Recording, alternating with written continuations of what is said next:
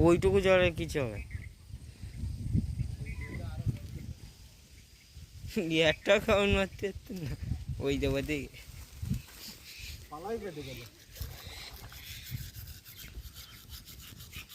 বন্ধুরা বড় একটা মাছ পড়েছে, আমি ছাঁকে লেগে গেছি কিন্তু মনে বেঁধে গেছে। হুম বলছি কি বন্ধুরা, বড় মাছ দেখুন, পুকুরে ইলিশ। সিলভার কাপ হ্যাঁ, এটা হচ্ছে বাংলা ভাষায় পুকুরে ইলিশ বলে। সে বড় মাছটা কি হয়েছে এটা পড়েছিল?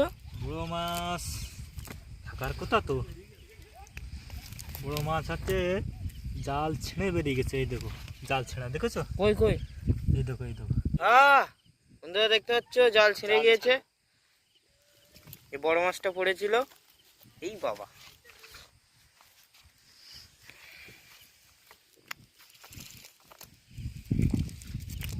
এই হচ্ছে পুকুরে ইলিশ।